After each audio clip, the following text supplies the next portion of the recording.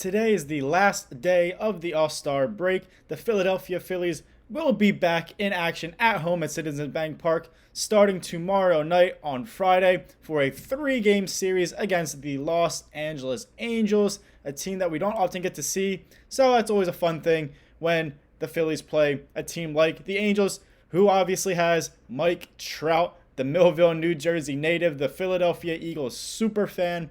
He will be back playing for his hometown team in his favorite hometown sports city. Should be a fun one. Hopefully the Phillies can stay hot, get back on track after some tough series there to wrap up the first half of the season before the All-Star break and get on to the second half of the season and the playoff push on the right foot and just, dominate right into the postseason.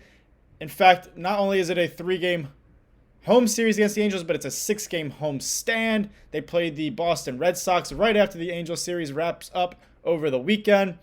And also, the first 7 series of this second half of the season coming out of the All-Star break are all against American League teams. So, the Phillies will be playing a lot of teams that we're not accustomed to seeing, that we don't see as much. The Yankees are in there as well. Orioles, Tigers, I believe. I forget the other one. I don't know. I'm blanking right now. White Sox, I think, as well. So it should be fun to play these teams that we don't usually get to see what their players have to offer, and see if the Phillies can handle their own against the other league out there. Welcome into Phillies Daily, everybody. I'm your host, Mike Kennelly. Make sure you guys subscribe for more Phillies content right here on Phillies Daily. Obviously, in my previous videos, the MLB draft was earlier this week. The Phillies had the 26th overall pick, selected pitcher Gage Wood out of Arkansas. Really good pick in my opinion. I like what I see out of the kid. A lot of speculation, though, if Gage Wood could potentially be a fast riser in the Phillies farm system. Could he make an impact sooner rather than later, similar to other players throughout Major League Baseball, similar to other players in recent history in the Phillies system itself? As I said, Gage Wood was their first round pick in 2025. It's 26th overall. College pitcher. He was there in Arkansas for 3 years. Pitched as a true freshman in 2023. Made 23 appearances that season. He was a reliever. Emerged as the Arkansas closer. Pitched very well there as a true freshman. And then in 2024, during his sophomore year, made 22 appearances, including 3 starts. Started to transition to that starting rotation, where he found a home last season in 2024. He made 10 starts for Arkansas as a junior. He went 4-1 with a 3.82 ERA. He had 69 strikeouts and just 7 walks in 37 2/3 innings for Arkansas in 2025. Most notably, he threw that no-hitter during the College World Series against Murray State. He had 19 strikeouts in that no-hitter. He hit just 1 batter. Otherwise, it would have been a perfect game for Gage Wood. He's still just 21 years old. He will be 22 years old in December. So still young, but an older side kind of prospect with having those 3 years of college experience compared to the recent trend of the Phillies draft picks, where they were going a lot of high schoolers in that first round in the past few years, which means he could potentially debut for the Phillies sooner rather than later, especially if they view Gage Wood as a reliever, as a late inning, high leverage reliever, which is obviously something that has plagued them this year. Most likely will again next year, unless somebody takes a stranglehold out there in that late inning, or they make a notable move for next season as well. But Gage Wood could be on a fast track to the major leagues in the Philadelphia Phillies system, similar to Orion Kirkring, the Phillies' current reliever, one of their high leverage late inning, most reliable and consistent arms out there. He was drafted in the 5th round back in 2022 by the Phillies.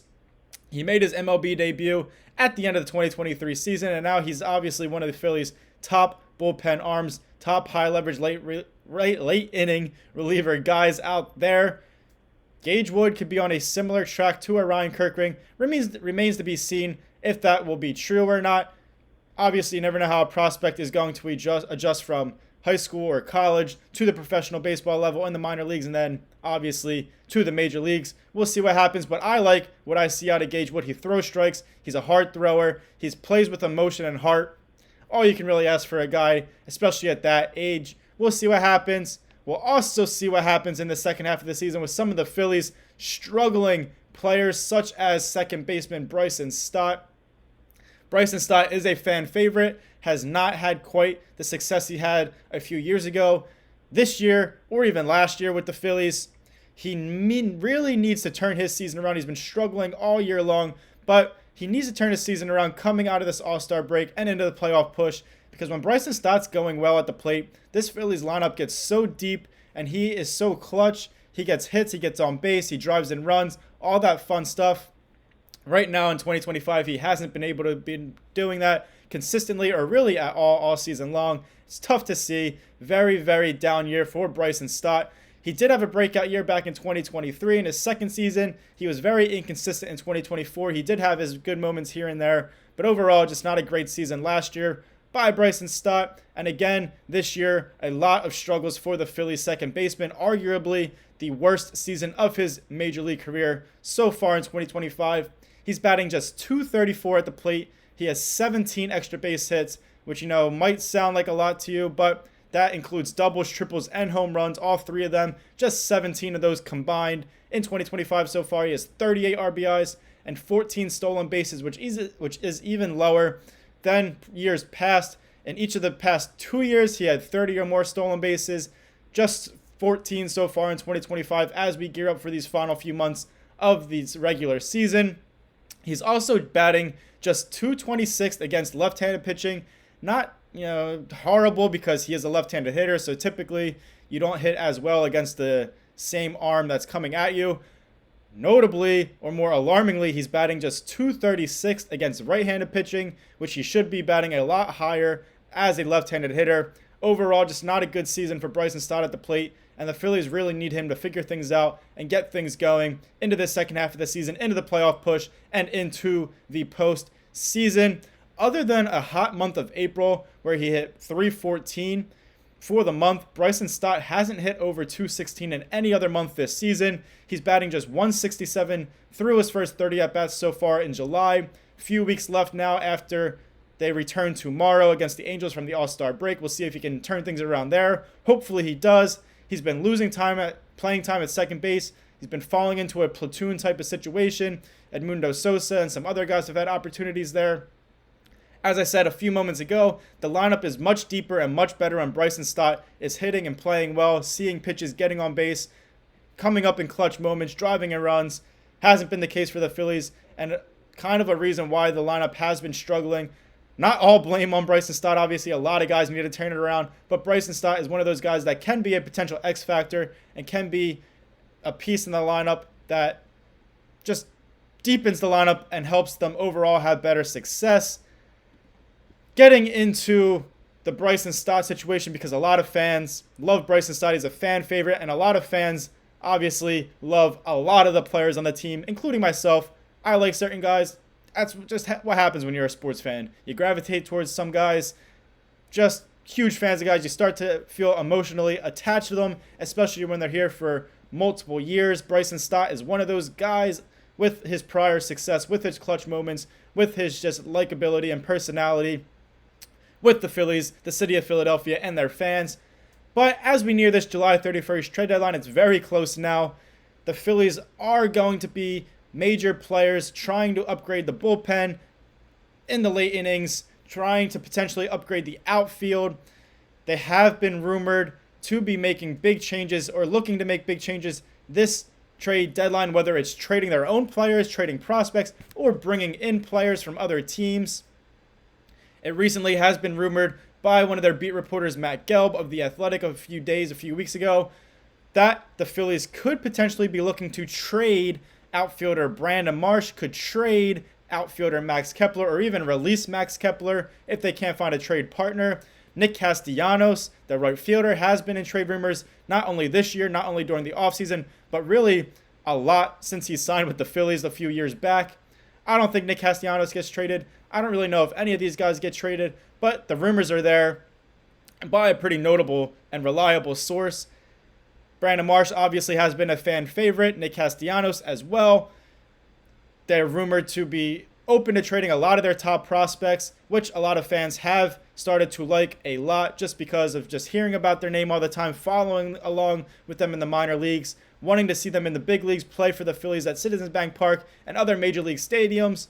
But some of those guys may be shipped off depending on who the Phillies are trying to go after, such as some high leverage late inning bullpen arms or a notable outfield bat. That might require trading one of these top prospects.